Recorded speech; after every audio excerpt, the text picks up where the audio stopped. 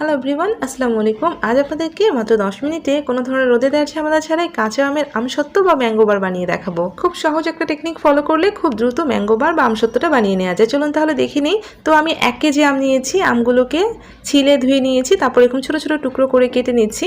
আমি 1 কেজি আমের পরিমাপে আজকে বানিয়ে দেখাচ্ছি। আমের বীজগুলোকে ফেলে দিয়ে আমগুলোকে টুকরো টুকরো করে কেটে নিয়ে একটা বলের মধ্যে উঠিয়ে নিয়েছি। আমগুলোকে আমি আরেকবার ধুয়ে নিচ্ছি। ছোটো ছোটো টুকরো করে আমগুলো কেটে নিলে আমগুলো দ্রুত গলে যাবে, তাই আমি ছোটো ছোটো টুকরো করে কেটে নিয়েছি। তো আমি চুলায় প্যান বসিয়ে দিয়েছি আর তার মধ্যে আমি কেটে রাখা আমগুলো দিয়ে দিচ্ছি।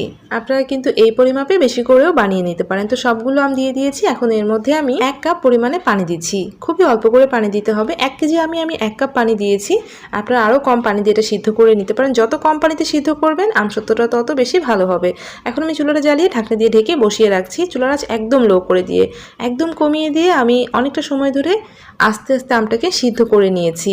দেখেন আমগুলো খুব সুন্দরভাবে সিদ্ধ হয়ে গিয়েছে। কম পানিতে আমগুলো সিদ্ধ করে নেওয়ার চেষ্টা করবেন, তাহলে আমসত্ত্বটা খুব দ্রুত বানিয়ে নিতে পারবেন।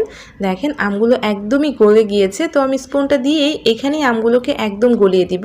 তো আপনারা কিন্তু আমগুলোকে ঠান্ডা করে তারপরে ব্লেন্ডারে ব্লেন্ড করে নিতে পারেন। তবে আমগুলো যেহেতু একদমই গলে গিয়েছে, তাই আমি স্পুনটা দিয়ে খুব ভালো করে নেড়েচেড়ে একদম গলা গলা করে নিয়েছি। দেখেন আমগুলো একদমই গলে গিয়েছে, কত সুন্দরভাবে সিদ্ধ হয়ে গিয়েছে। তো আমি আর ব্লেন্ডারে ব্লেন্ড করে নিব না। তো এভাবে আমি আমটাকে ভালোভাবে গলিয়ে নিলাম। এখন আমি নামিয়ে ঠান্ডা করে নিব। দেখেন আমটা কত সুন্দর একটা পেস্টের মতো হয়ে গিয়েছে। এখন আমি নামিয়ে ঠান্ডা করে নিচ্ছি। আমি এখানে একটা স্ট্রেনার বোলের মধ্যে বসিয়ে দিয়েছি। তারপর ঠান্ডা করে নিয়ে আমের পিউরিটা বা আমটা গলা আমটা এই স্ট্রেনারে দিয়ে দিলাম অল্প করে।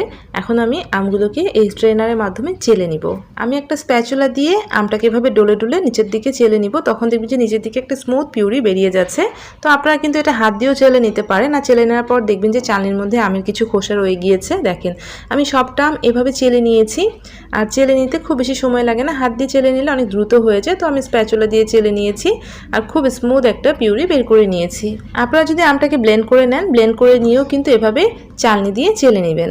তো আমি পুরো আমটা চেলে নিয়েছি আর দেখেন কতটা স্মুথ একটা পিউরি বের হয়ে গিয়েছে। তো আমার আম চেলে নেওয়া হয়ে গিয়েছে। এখন আমি চুলায় প্যান বসিয়ে দিয়ে এর মধ্যে দিয়ে দিচ্ছি 2 কাপ পরিমাণে চিনি। অবশ্যই আপনারা আমের টক টেস্ট করে তারপর চিনি অ্যাড করবেন। তো আমি কিন্তু এখানে পুরো 2 কাপ চিনি অ্যাড করেছি। এখন চিনিটাকে আমি এভাবেই চুলার আঁচটা কমিয়ে দিয়ে বসিয়ে রাখছি। এখানে কিন্তু কোনো ধরনের পানি অ্যাড করা যাবে না। তো চুলার আঁচটা কমিয়ে দিয়ে যখন এরকম একটা কালার আসা শুরু করবে, তখন আমি আলতো করে একটু নেড়ে দিব। মানে সাইড থেকে দেখেন কালার কিন্তু আসা শুরু করেছে। পুরো চিনিতে কিন্তু এখনও কালার আসেনি, তাই আমি এখন আলতো করে নেড়ে দিয়েছি। নেড়ে দিয়ে আমি আবারও বসিয়ে রাখবো, যাতে চিনিটা কিছুটা বেশি গলে যায় আর কালারটা আর একটু ডার্ক হয়ে যায়। মানে এত হালকা কালার না, আর সামান্য একটু ডার্ক করে নিব। তাই আমি চিনিটাকে এভাবে নেড়ে চেড়ে দিচ্ছি, যাতে চতুর্দিকে সুন্দর একটা কালার চলে আসে। আর অবশ্যই চুলার আঁচটা কমিয়ে রাখবেন, যাতে কোনোভাবেই ক্যারামেলটা পুড়ে না যায়। চিনিটা দেখেন গলে যাওয়া শুরু করেছে আর নিচের দিকে কিন্তু বেশ একটা কালার আসা শুরু করেছে। আর এই পর্যায়ে আমি চুলার আঁচটা কমিয়ে রেখে এভাবে নেড়ে ছেড়ে দিব। দেখেন কালারটা কত সুন্দর হয়েছে। তো চিনিটা একদম পুরো গলে যেতে হবে না। যখন দেখবেন যে কালারটা এরকম হালকা একটা লালচে কালার চলে এসেছে, তখনই কিন্তু আমের পিউরিটা অ্যাড করে দিতে হবে। আর চিনিগুলো দেখেন দানা দানাই রয়েছে, এর থেকে বেশি লালচে করবেন না। এরকম হালকা লালচে রেখেই আমের পিউরিটা দিয়ে দিতে হবে। আর এই পর্যায়ে চুলার আঁচটা কমিয়ে রাখবেন বা নিভিয়ে দিবেন, তাহলে ক্যারামেলটা পুড়ে যাবে না।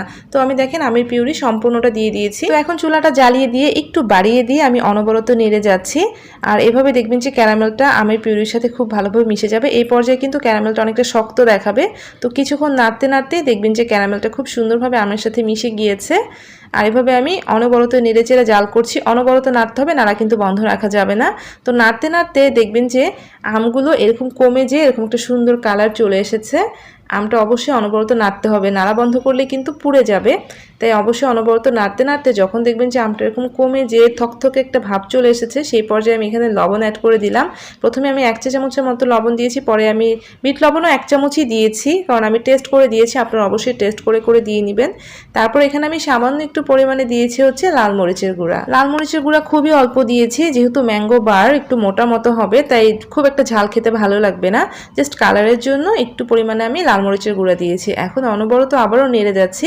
আর যতক্ষণ না এটা একদম আঠালো হয়ে কমে আসছে, ততক্ষণ পর্যন্তই নাড়তে হবে। এই পর্যায়ে তো নাড়া বন্ধই করা যাবে না, বিকজ এই পর্যায়ে নিচের দিকে অনেক বেশি লেগে যাবে। তাই অনবরত নেড়ে দিচ্ছি। আর দেখেন 5-10 মিনিট এভাবে নাড়াচাড়া করলেই দেখবেন যে আমের পিউরিটা দেখেন কতটা আঠালো হয়েছে আর কতটুকু হয়ে গিয়েছে। যখন দেখবেন যে এরকম শক্ত হয়ে গিয়েছে, আঠালো হয়ে গিয়েছে আর একদম অল্প হয়ে প্যানের গা থেকে ছেড়ে দিচ্ছে, তখন বুঝতে হবে যে আমসত্ত্ব বানানোর জন্য বা ম্যাঙ্গো বার বানানোর জন্য রেডি হয়ে গিয়েছে। তো অবশ্যই এই টেকনিকটা ফলো করে এই ম্যাঙ্গো বারটা বানাতে হবে, তাহলে কিন্তু আমসত্ত্বটা রোদে দেওয়ার কোনো ঝামেলা করতে হবে না। আর দেখবেন যে কয়েক ঘন্টার মধ্যেই সেট হয়ে গিয়েছে। তো এই পর্যায়ে আসলে চুলা থেকে নামিয়ে নিতে হবে। আমি একটা স্টিলের প্লেটের মধ্যে একটু তেল দিয়েছি, আমি সয়াবিন তেল দিয়েছি, আপনারা সর্ষের তেলও দিতে পারেন। তারপর একটু স্প্রেড করে দিয়েছি তেলটাকে। তারপর গরম গরম আমসত্ত্বের পিউরি বা ম্যাঙ্গো বারের পিউরিটা নিয়ে এসে এখানে আমি ঢেলে দিলাম। আর ঢেলে দিয়ে সাথে সাথেই কিন্তু এটাকে স্প্রেড করে দিতে হবে, তা না হলে কিন্তু এটা দলা পেকে যাবে। তো আমি স্প্যাচুলা দিয়ে খুব ভালো করে এভাবে স্প্রেড করে দিচ্ছি। আমি একটু মোটা করে ম্যাঙ্গো বারটা বানিয়ে নিব। আমি বেসিক্যালি ম্যাঙ্গো বার বানাচ্ছি, মানে প্রাণ ম্যাঙ্গো বারটা যদি আপনারা খেয়ে থাকেন এটা যেমনটা হয় ঠিক এইভাবেই বানিয়ে নিচ্ছি। আমসত্ত্ব হলে তো একদম পাতলা করে দিতে হবে, আপনারা চাইলে এটা পাতলা করেও বিছিয়ে দিতে পারেন। তো আমি একটু মোটা করে দিয়েছি। এখন আমি ফুল স্পিড ফ্যানের নিচে 3 ঘন্টার জন্য রেখে দিব। জাস্ট 3 ঘন্টা হলেই দেখবেন যে আমসত্ত্বটা খুব ভালোভাবে সেট হয়ে গিয়েছে। দেখেন কত সুন্দর হয়েছে। আমি ফ্যানের নিচে 3 ঘন্টা রেখে দিয়েছিলাম। অবশ্যই ফ্যানটা ফুল স্পিড রেখে 3 ঘন্টার জন্য রেখে দিবেন, তাহলে দেখবেন যে আমসত্ত্বটা একদম সুন্দরভাবে সেট হয়ে গিয়েছে। দেখেন কত সুন্দর হয়েছে। এটা বলেছি আমি, এটা ম্যাঙ্গো বার বা প্রাণ ম্যাঙ্গো বার যখন আপনারা খাবেন দেখবেন যে ওটা একটু স্টিকি, একটু সফট হয়ে থাকে। এটা ঠিক সেরকমই হয়ে থাকে।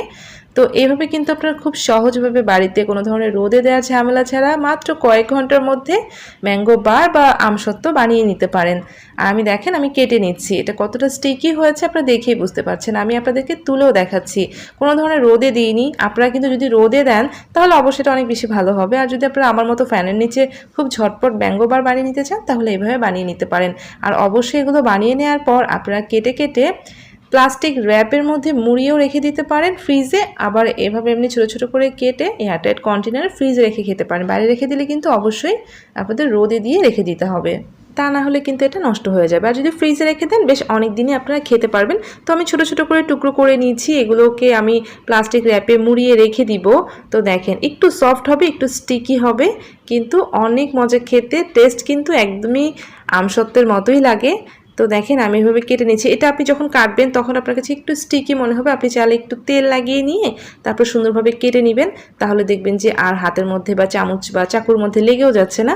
তো আমি দেখেন সবগুলো কেটে কেটে একটা প্লেটে তুলে নিয়েছি। এটা কতটা পারফেক্ট হয়েছে। মাত্র 3 ঘন্টা ফ্যানের নিচে রেখে দিলেই আপনার ম্যাঙ্গো বার বা আমসত্ত্ব রেডি হয়ে যাবে। আর বানানো খুবই সহজ। যে টেকনিকটা আপনাদেরকে বলেছি এই টেকনিকে যদি বানিয়ে নেন তাহলে খুব দ্রুত আপনারা ম্যাঙ্গো বার বা আমসত্ত্ব বানিয়ে নিতে পারেন। আশা করছি রেসিপিটা ভালো লেগেছে। এভাবে বানিয়ে দেখবেন, আশা করছি আপনাদের অনেক ভালো লাগবে, অনেক সহজ লাগবে। রেসিপি ভালো লাগলে লাইক দিতে ভুলবেন না। প্লিজ চ্যানেলটা সাবস্ক্রাইব করে আমার সাথেই থাকবেন। সবাই ভালো থাকবেন। আল্লাহ হাফেজ।